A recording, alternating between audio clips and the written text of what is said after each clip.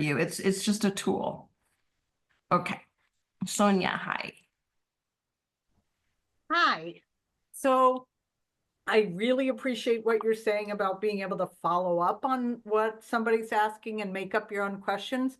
But if we're going in the opposite direction and we need to close and the client's not ready to close, they keep talking or they want to keep going, do you have any recommendations for how to not feel them, make them feel kind of jerked over into a lane that's, oh, we're done now. Sorry, we're out of time.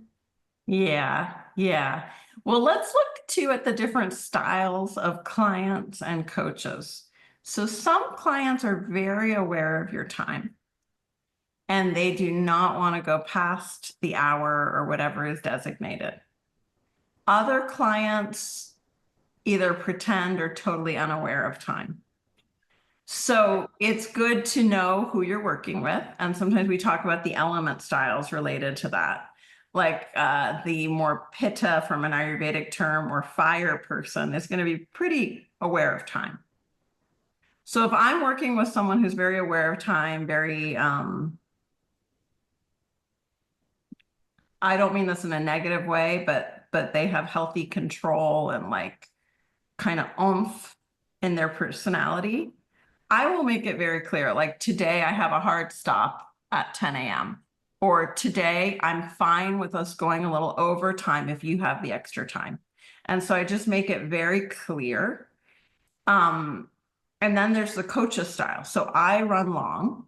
Some coaches have like a person scheduled, every hour and a half, and they have a hard stop. And you can say, I have a hard stop.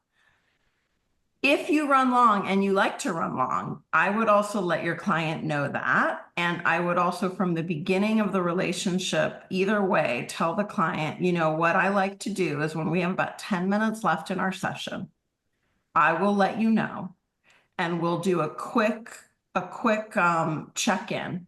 If there's anything else really important to you that you want to bring up. The other thing I do is I say, you know what, we have about 10 minutes left of our session, and I want to know right now what the highlight was for you today. That lets them think. And like, as Mark pointed out to me about that statement, it assumes there was a highlight, which is always nice. You want them to feel there was a highlight. And then whatever they share, I like to then say, now I'd like to tell you what I felt was the highlight. And I always have some part of the session that I felt their truth or their courage really showed up. And I speak that back to them. And if there's something that I know I'd like to work with on like a session, let's say next week, I'd really like to explore archetypes with you.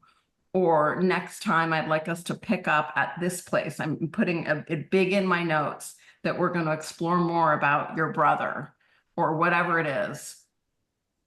Then they know, they feel kind of contained in the connection to the next time. And sometimes it goes in another direction because they say, oh yeah, I forgot to tell you, or like, oh my gosh, I can't believe I've been talking for 40 minutes and I didn't tell you the most important thing. And then at least you have 10 minutes with them.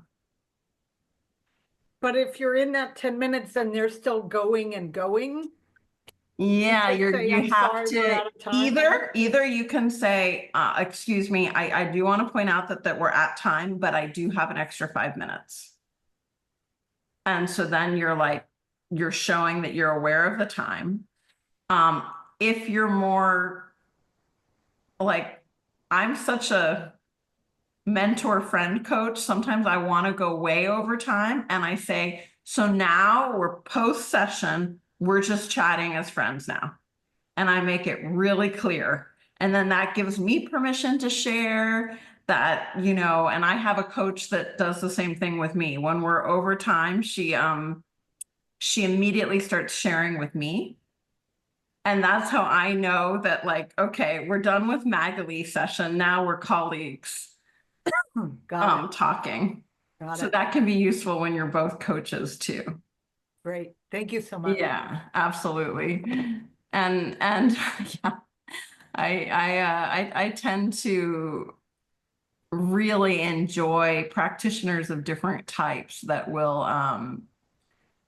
do that with me. I guess maybe we all enjoy that. Maybe some don't. Maybe some people really like to have a strong boundary.